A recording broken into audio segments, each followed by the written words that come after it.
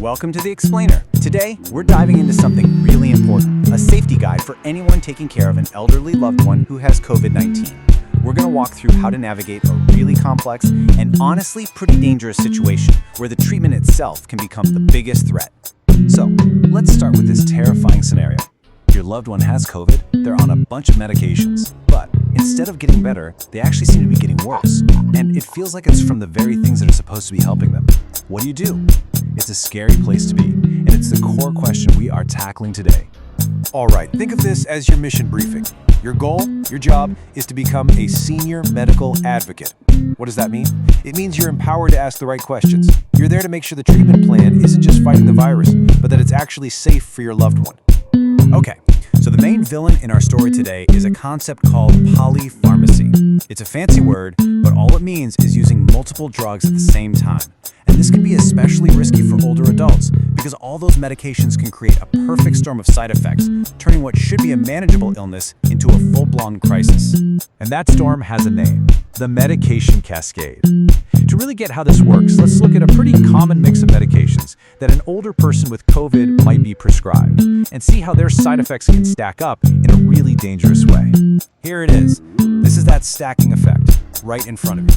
Each one of these medications on its own has a risk of causing diarrhea. But when you put them all together, whoa, you've got Paxlovid, a strong antibiotic like amoxiclav, an antifungal, and a drug like Reglan that speeds up the gut. It's a recipe for a dangerous cascade. And for an older adult, severe diarrhea isn't just uncomfortable. No, it's a direct path to serious dehydration, kidney injury, and even life-threatening falls. This brings us to the most powerful tool you have, a question. And notice the tone here. This isn't about challenging the doctor or being aggressive. It's about collaborating on safety. A clear, respectful question like this one, it focuses everyone on the immediate risk versus a benefit that might not even be there. This is how you open the door to safely deprescribing, that is, stopping the medications that aren't absolutely necessary.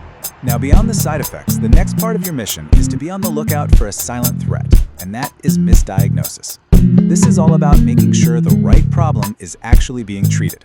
Because there's a huge and potentially harmful assumption that often gets made in these situations. And here is that critical distinction. It's so important to get this. COVID causes viral pneumonia. Antibiotics, like that amoxiclav we just saw, do absolutely nothing for viruses. Zero. Zilch. They only treat bacteria. So, if you're giving an antibiotic for viral pneumonia, you're exposing your loved one to all of the risks, like that awful diarrhea, for absolutely no benefit. So how do you get some clarity here? Simple. You ask for proof. You can respectfully ask the doctor, have the minimum diagnostic test been done? Is there actually a chest x-ray that confirms a bacterial pneumonia? Do the blood tests point to it? Because without that proof, that antibiotic might be all harm and no good. Okay, so we've tackled the dangerous side effects, and we've talked about the risk of misdiagnosis. Now let's focus on the actual weapon against the virus itself, the antiviral medication. This is a big one. Paxlovid. You've probably heard of it. It's a highly effective antiviral. But, and this is a huge but for seniors, it comes with a major red flag. It has dangerous interactions with over 50 common medications. We're talking about things like statins for cholesterol, essential blood thinners, and heart rhythm medications that so many older adults rely on every single day. Now the good news is, you've got options. This isn't a one-size-fits-all situation. Given that high interaction risk with Paxlovid, it is absolutely essential to ask about alternatives. You've got remdesivir, which is given by IV. It's just as effective, but has minimal risk of interactions. Molnupiravir is another pill with fewer interactions. The key here is to ask, which antiviral is the safest for my loved one's specific medical history? Okay, let's bring this all home. We're going to consolidate everything we've just covered into a simple, actionable safety plan. This is your checklist for that critical conversation you're going to have with the medical team. Here it is, your three-part mission. Just frame your entire conversation around these core safety goals. First, deprescribe. What can we safely stop right now? Second, diagnose. Where's the proof that we actually need this medication? And third, eliminate. How are we going to treat the actual virus in the safest way possible for this person? You know, if you remember just one thing from this entire explainer, let it be this.